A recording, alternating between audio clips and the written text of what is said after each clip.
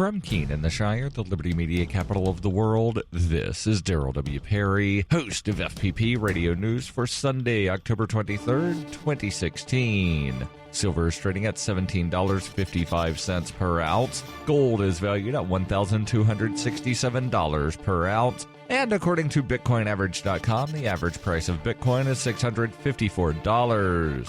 Antiwar.com reports following a meeting with U.S. Secretary of Defense Ash Carter, the Turkish Defense Minister gave an interview to state media in which he claimed the U.S. was eager to work with the Turkish military on a joint invasion of Raqqa, the capital of the Islamic State. Turkey has been demanding to be given a major role in the invasion of Raqqa, saying it should be a joint Turkey-U.S. operation, but no Kurdish fighters can be allowed, and that the U.S. likewise must ensure that the Kurds don't gain any new territory in the operation. The U.S. has mostly not discussed the matter, though with only a few hundred U.S. troops in Syria, virtually all embedded with the Kurdish YPG, it's hard to see how they'd have such an invasion without the Kurds. Indeed, Ash Carter has recently talked of arming the YPG for such an operation. One thing Ash Carter did not talk about was invading Raqqa with Turkey, despite the defense minister of Turkey making that the focus of his post-meeting interview. Carter's own comments after the meeting did not mention Syria very much at all and did not touch on Raqqa, instead focusing on the battle in Mosul and potential Turkey involvement in that.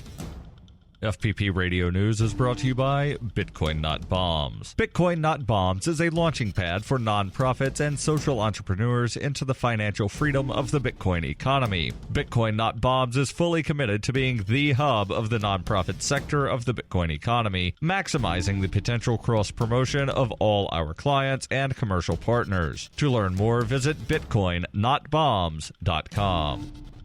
UPI reports a Superior Court judge in North Carolina was convicted of attempting to bribe a federal agent with a couple of cases of beer in exchanges for his wife's text messages. A federal court jury in Wilmington found Arnold O. Jones II guilty of paying bribes and gratuities and attempted corrupt influence of an official, proceeding after just half an hour of deliberation, according to local media. Jones was accused of bribing a Wayne County deputy, who is also an FBI gang task force member, for text messages between his wife and another man. The defense team said shortly after marrying his wife, he began having concerns about her fidelity. Jones asked a sheriff's deputy, who he wrongly believed to be a friend, whether the deputy could access his wife's text messages. The deputy said yes when he should have said no. Jones initially offered 2 cases of Bud Light beer before agreeing to pay the agent $100 in cash instead. Prosecutors said the 2 men met up in Goldsboro to exchange the cash for a disc which supposedly contained the text. The defense argued the agent never actually obtained the text and the government never linked Jones to official acts which violated the law.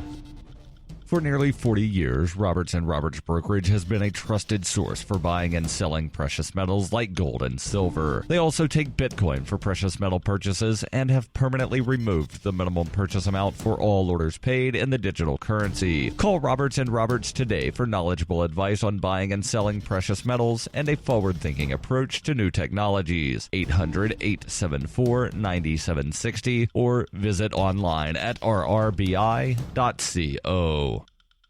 Reuters reports more than 80 protesters were arrested on Saturday after clashing with police near a pipeline construction site in North Dakota, according to local sheriff's department, which said pepper spray was used on some demonstrators. The Morton County Sheriff's Department said 83 protesters were arrested near the site of the Dakota Access Pipeline on numerous charges ranging from assault on a peace officer to rioting and criminal trespass. Law enforcement was alerted early Saturday morning to an SUV on private property near the pipeline construction site and found that 4 men had attached themselves to the vehicle, according to the sheriff's department. Police removed the men from the SUV before arresting them. Later, around 300 protesters marched towards the pipeline construction equipment and tried to breach a police line, keeping them from the equipment, according to the sheriff's department. Some of the protesters were pepper sprayed by law enforcement. One protester attempted to grab a can of pepper spray from a police officer, resulting in the officer being sprayed. The demonstration closed a section of a local highway, but it was reopened on Saturday afternoon. The Standing Rock Sioux Tribe and environmental activists have been protesting construction of the 1,100-mile pipeline in North Dakota for several months, saying it threatens the water supply and sacred sites. Numerous protesters had been arrested near the pipeline prior to Saturday. It was unclear who organized and led the protest, and a spokesman for the Standing Rock Sioux Tribe could not immediately be reached for comment.